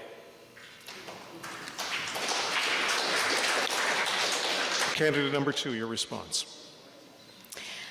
I agree with Jeff. This is obviously something that can be done, and I'm not an expert on how much it would cost to put in an advanced green light, but I suspect it's not astronomical. But somebody can correct me if I'm wrong. I think this is a place where provinces or different parties within the province can work together to make sure that municipalities are getting the support they need to bring in place those kind of common sense solutions that make our roads and our communities safer. We know that that intersection is pretty sketchy, and I think that it would be very, very important to talk to the experts about, is an advanced green the answer, or is perhaps a roundabout the answer? I don't know. I know there are some roundabouts in Bolton, and there is a lot of truck traffic in Bolton, and it seems like it's working pretty well there. So I'm just throwing that out there, but certainly if the experts have said they need that advanced green light, I can't for the life of me understand why it hasn't been done. And certainly myself as an MPP, if I were elected, would work to make that happen very quickly, because there's a school right there. There is a lot of traffic, and it's really crucial that that gets done. Thank you. Candidate number 3. I guess I would have to agree with everything Laura just said.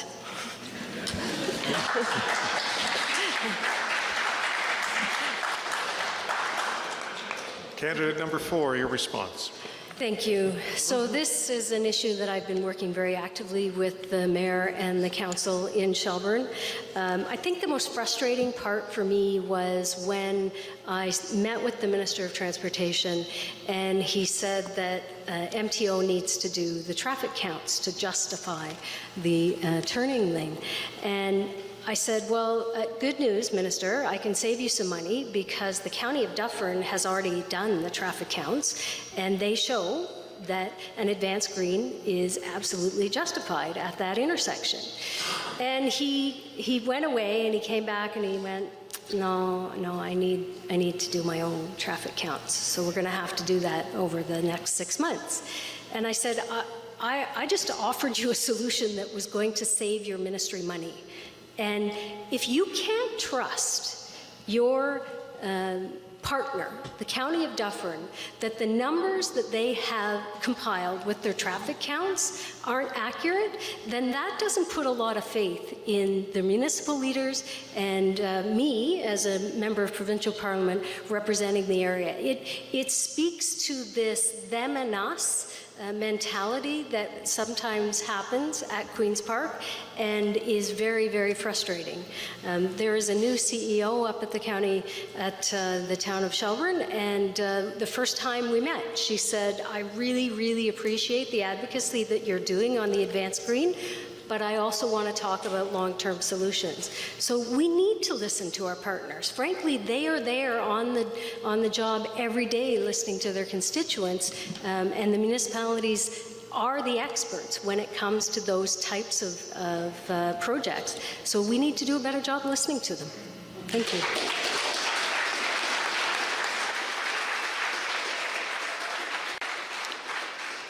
And candidate number 5, your response, please. Thanks, Joe. So, you know, this is, I call this a no-brainer. You know, we just go to Shelburne pretty well any day, and especially on the weekends. There's no doubt it needs something done there. But, you know, I also think that, Sylvia just said that, you know, she's been working hard at this and everything, but it doesn't sound to me like she's getting the attention that maybe is needed here from the Minister of Transport or whoever she has to get it from. I think building relationships. She's our rep. She should be fighting for it. Continue, please. So, I guess we need to be building relationships. We need to be building better relationships with ministers. And to me, you look at a flashing light, well, I think that we need to go maybe a couple of steps farther than that. Shelburne has needed a bypass for many years, but also every year you put this off, the price escalates huge, and the building that Shelburne has been doing, where would the bypass go? Well, I'm certainly not the expert to tell you where the bypass would go, but there's no doubt to me that it needs a bypass, never mind a flashing light. Thank you. As we're proceeding through this evening, surprisingly, this will be our last official question posed to the candidates, and then we will end up having the opportunity for the candidates to provide their closing statements. So this will be posed to candidate number 2. I've got the sequence back on track. Question is as follows. Ontario's debt will rise by 21% in the next 3 years due to interest charges alone, with no existing plans to begin debt repayment. If elected, what would you and your party do to achieve long-term fiscal prudence and regain our status as an economic leader in Canada and a reliable investment destination globally? Candidate number 2. I really like this question because the Green Party of Ontario has to work 5 times as hard as the other major parties to show that we have a fully costed platform and that we understand how much it's going to cost for the things that we need. All of the parties are talking about all of the things they're going to give us, and we need those things, and I'm glad they're talking about those things.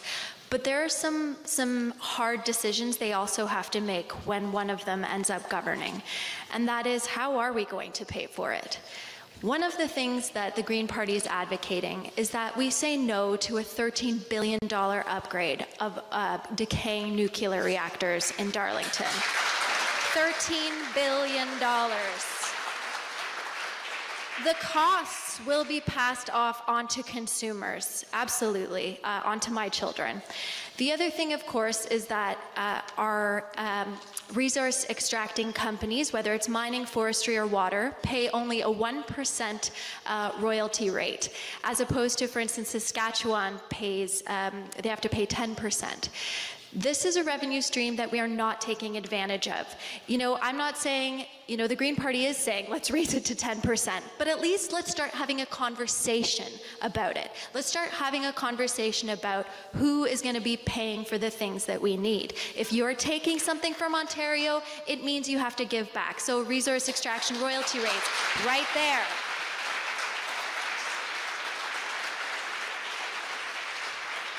And absolutely, we need to be more efficient, but we cannot say efficiency and what we're really meaning is cuts. So we need to deal with the debt by taxing polluters, because the climate crisis is here and we haven't talked about it tonight, but I'm really worried about it and I hope many of you are as well.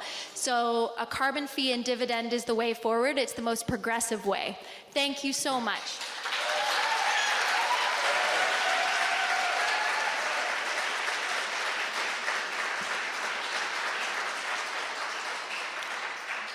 Candidate number 3, your response. Okay.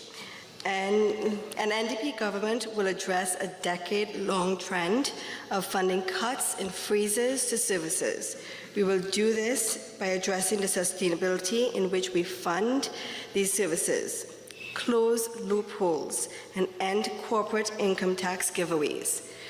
Ask the wealthiest Ontarians to contribute more and improve the integrity of Ontario's tax collection system.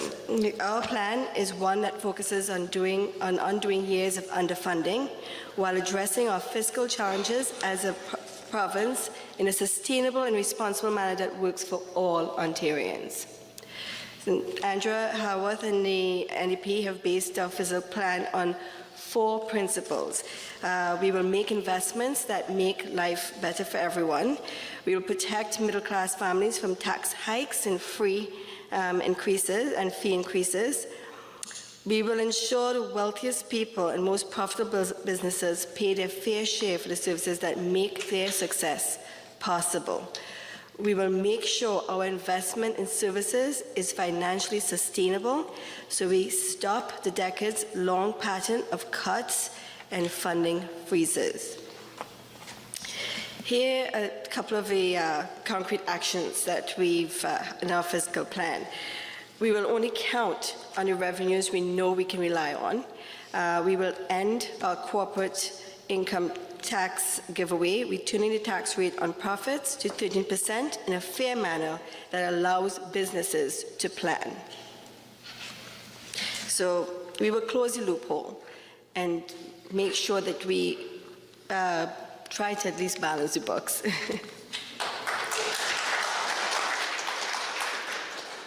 Thank you. Candidate number 4, please. Thank you. So as I mentioned in my opening remarks, you know, nobody likes to talk about debt and deficit. We don't want to talk about it in our personal lives, and we certainly don't want to talk about it in our government lives. But in less than 4 years, Ontario's debt is going to reach $400 billion. It's not sustainable. And to add insult to injury, in the last 15 years under Ontario Liberal rule, not a single dime has been paid down on the debt in the province of Ontario. Think about that, not a dime. We have to, I'll point to the Auditor General because her statement really struck with me. And a couple of years ago, in her annual report, the Auditor General said, if the Government of Ontario does not start dealing with their debt problem, we will shrink out the ability for Ontario government to provide the services that Ontario residents deserve and respect. When the independent Auditor General is telling the government of the day that you're going to have to deal with this debt, otherwise you will not have the money to provide for education and health care, that sounds like a pretty dire warning to me. We have to get to a stage where governments appreciate and understand that the job creators in Ontario are not government. The job creators in Ontario are businesses. So we're going to actually deal with that with decreasing the corporate tax rate by 1% and decreasing the small business tax rate, which most of us understand is the largest job creator, we're decreasing their tax rate by 8.7%. Let's actually put policies and legislation in Ontario that encourage people to set up businesses and expand their businesses here. Thank you.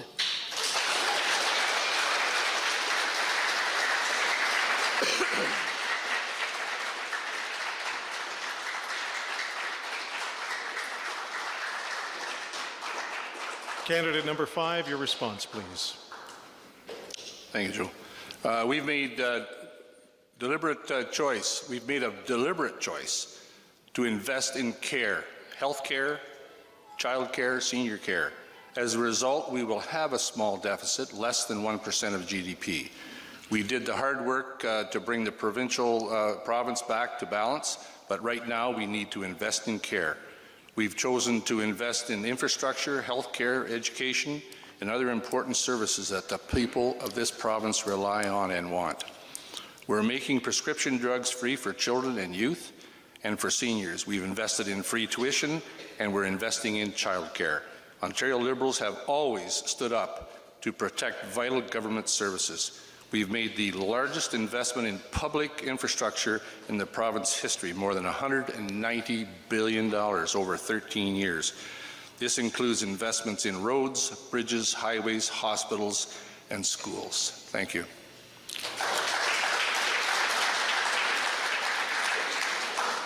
And candidate number 1, your response to the question, please. The government doesn't invest money, it spends money. If it invested money, we wouldn't have a $300 billion debt. When politicians say invest, voters might be under the mistaken impression that it's okay if we borrow some money now because we'll pay it off later with our investment earnings. Well, that's just not true. We're going to spend the money this year, we're going to spend the money next year, and we're going to continue to borrow more and more money. That's why we don't have a balanced budget. Currently, in Ontario, we spend more on interest payments to bankers and bondholders than we do for secondary education. Does that make any sense? We borrow new money to pay the interest on old money that we previously borrowed. That's not sustainable. The libertarian approach would be to balance the budget. Balancing a budget is a mathematical exercise. It's not hard. The problem is we don't have anybody with political will to do it. So the libertarian approach would be to flip it in a reverse. So right now, nobody wants to talk about cuts. So instead of talking about cuts, why don't we start with $0 budgeting? What that means is we start with nothing funded and we add. We say, okay, we need healthcare, we need the police services, we need doctors or teachers. Let's fund that until we reach the revenue line. We have no more revenue. At that point, we all have to decide together what should be funded. If we want to put something else in, then we have to take something else out or show how it can be done more efficiently. That way we're all in it together and it's not about cuts. Thank you. Now, as we're coming to a close to tonight's forum, I'd just like to remind everyone in the audience and those that are watching on Rogers Television, in addition to tonight's forum, each of the 5 candidates tonight met with the Dufferin Board of Trade to discuss our Vote Prosperity election platform and submitted answers to questions pertaining to the platform priorities. You can certainly find their responses on the Dufferin Board of Trade website. And during the election campaign, the Ontario Chamber Network will continue to call on the political parties and candidates to adopt the Vote Prosperity election priorities. The priorities and the recommendations, again, are found on the Dufferin Board of Trade website as well as the Ontario Chamber of Commerce website. So this is the opportunity for our candidates to provide their closing statements. As was the case with the sequence that was chosen prior to tonight's forum, we will start with candidate number 1 and subsequently move to candidate number 5 as part of their closing statements. Each candidate will have up to 3 minutes to provide their closing remarks. And again, we also respect the fact that the candidates themselves will end up noticing our timing itself. So candidate number 1, Jeff Harris, your closing remarks, please. Okay, I'll keep this short. I think this election shouldn't be about political parties. It should be about policies and promises. In some cases, the big parties want to scare you into voting for them because they'll say you'll split the vote or you're wasting a vote. Well, a wasted vote is when you vote for someone who doesn't support the policies that you want. A wasted vote is when you vote for a politician you don't trust to follow through on the promises that they've made to you. That's why this June, I'm asking voters to be bold and vote Libertarian.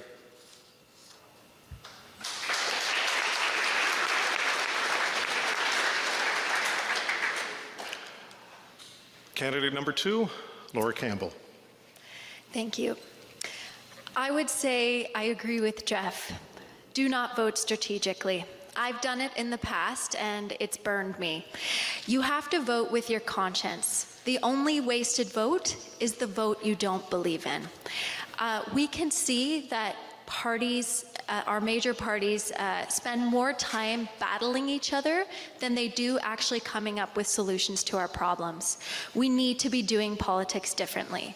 At my business, I would never be bickering with my workers or my partner, who also happens to be my husband, constantly. We do have disagreements about how things are run, but we actually have to come up with a solution so that we can move forward. Doing politics differently means ending the political games and working together to come up with solutions. It means talking about the climate crisis. It means talking about the opportunities we have for a brand new economy. The Greens are building a bridge to the future. Where is my son going to work? Hopefully in clean tech manufacturing. We need to resurrect the manufacturing sector, and it's a win-win. By helping the environment, we can actually create jobs. This is my vision. This is the vision of the Green Party of Ontario. If I wanted to just be a politician for a politician's sake, I would not be running with this party. But I believe in our core vision. I believe in the work of our leader, Mike Schreiner. I'm not worried about what he's going to say because I agree with everything he says. So we need to be helping small businesses. They are the backbone of our economy. Currently, we have 2 parties of big business, 1 party of no business. Sorry, Andrea. We need a party for small business. This is really the ethical route. It keeps jobs locally, and it stimulates certainly our economy province-wide. I would also be a great representative for you, as you know, because the Green Party of Ontario does not whip votes. I will vote for what my constituency needs. This is crucial. Okay, so I'm not going to vote against you unless I'm voting for my conscience. Okay, so you have the power to vote for change. You really do, you have the power. So on June 7th, please vote for me, Laura Campbell. Vote for the Green Party. Thank you.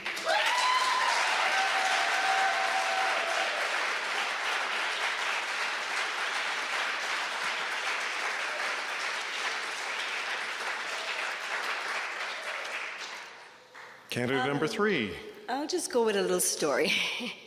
One of the reasons why I've decided to do this, it was thinking back when I first started having my babies.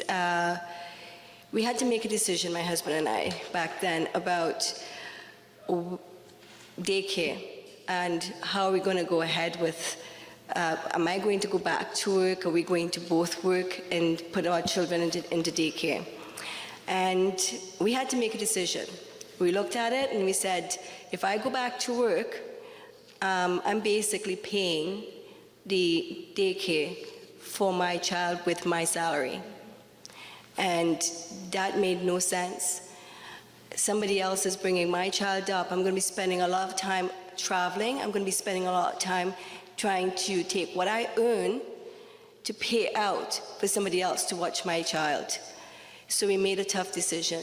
I'll stay home and I'll take care of my little one. You work. We struggled, was one sorry, but I decided, you know what? I applied and had a little home daycare with my kids, so that helped. So that was a little bit of a business. That's great. Right? And I had 5 kids, including my own, and that's the way we sort of survived. It was a survival. So we survived with me doing little extra work. I had to work 3-4 jobs at one point just to sustain my family, just for supporting my family. So the NDP is about families, struggling families. I lived that family life. I went through the steps. When I had to go back to school, those are the reasons I waited until my kids were all grown up for me to go back to school, and then finally find a career that I enjoy later on in life, but I found it. And this is why I'm back. I'm trying to do this right now. It's just be a part of understanding the families and the day-to-day struggles that all families go through. Not all of them, but some of them. And at the end of the day, the NDP is fighting. They are the voice for those families.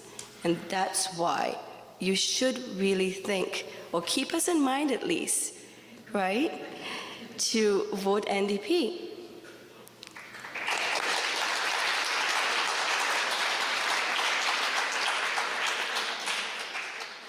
Candidate number 4, please.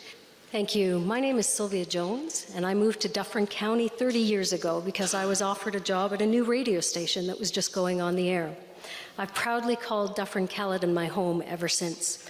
I'm running for re-election as your member of provincial parliament because I want other young people to have the opportunity to live and work in our community, just like I did. Our 5 priorities will do just that.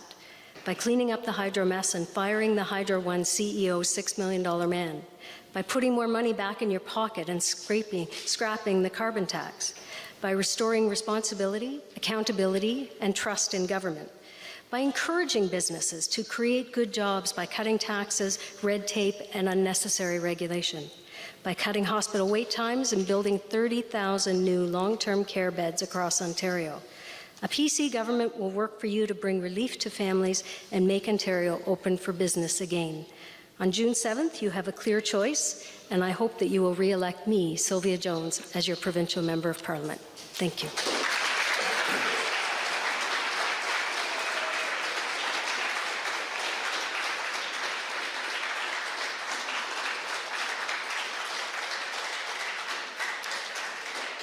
And candidate number 5, your closing remarks, please. Thanks, Joe.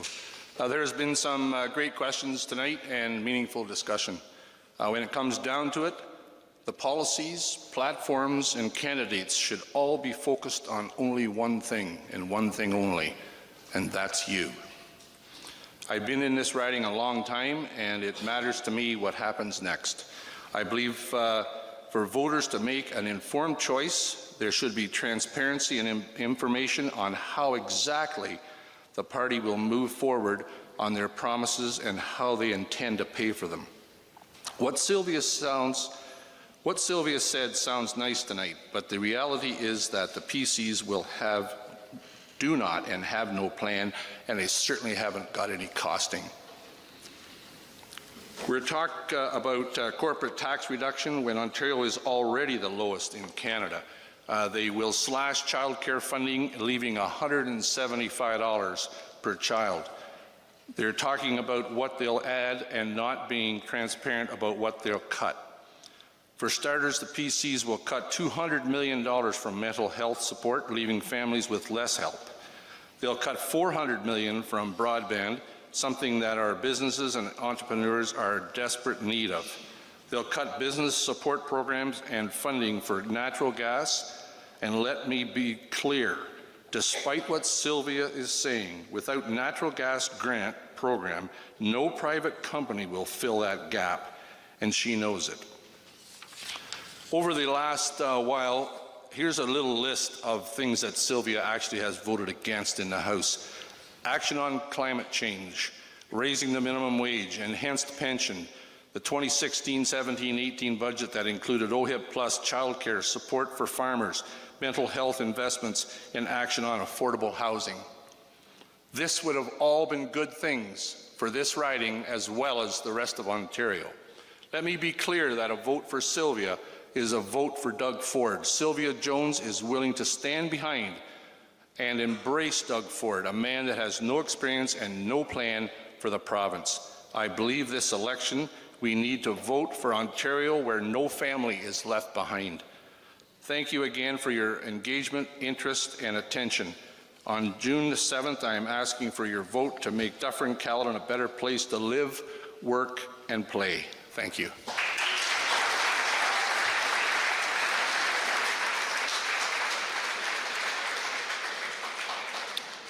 Well, that almost concludes tonight's forum. I would like to thank the candidates for being here tonight to meet the voters and people of Dufferin County and to respond to important issues ahead of the election. What I'd like to do at this time, I'd like to just once again give our candidates an opportunity. We'll reintroduce who they are, and if you'd be so kind just to stand up, if you don't mind. So, Jeff Harris is your Ontario Libertarian Party candidate.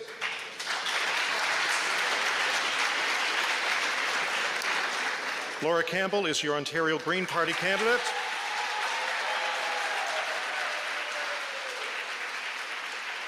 Andrea Malarkey is your Ontario New Democratic Party candidate. Sylvia Jones, your Ontario Progressive Conservative Party candidate. And Bob Gordon Ere is your Ontario Liberal candidate. There are some thank yous for those that are here. We want to thank those that attended the Shelburne Forum. And again, we are really pleased with those that have attended here at the Orangeville District Secondary School. Before we do sign off, I'd like to highlight the following because, again, without their assistance and support, the forum wouldn't be the success that it is. We would certainly like to thank the ODSS AV Tech team for organizing the Orangeville District Secondary Cafeteria to look and certainly be set up like a forum. So let's give them a nice round of applause.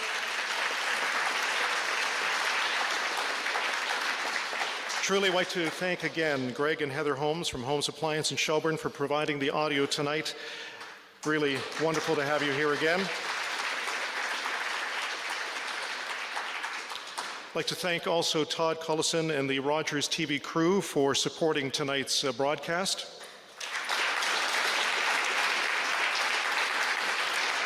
Just as an FYI, the forum will be broadcast available on Rogers TV website and will begin airing on Rogers Television May 27th through to June the 6th. So for those of you that are subscribers of Rogers, certainly take advantage of that. With the industry feeling the impacts of the increase in cumulative burden, Chambers of Commerce and Boards of Trade across the province of Ontario warning that Ontario's next government must be committed to taking bold action in providing pro-growth policy solutions. Vote Prosperity aims to strengthen businesses and competitiveness, foster job creation, build healthy communities, and improve government accountability. Ontario has the foundation for sustainable and equitable growth, but bold action and leadership will be required of the newly elected Ontario government, whichever party that may be. On behalf of the Dufferin Board of Trade, we would like to thank Pete Renshaw, the chair, who has been eloquent in making sure that our timing is right on. I'd like to thank Diana Morris, who's the General Manager of the Dufferin Board of Trade, and Nick Nulamia, our Communications Director for the Dufferin Board of Trade as well. Please remember that the Ontario election takes place on June the 7th. As is the case, as we say, be sure you get out there and vote. Have yourself a wonderful evening, and again, we want to thank the Rogers crew for providing us with this opportunity for the broadcast this evening.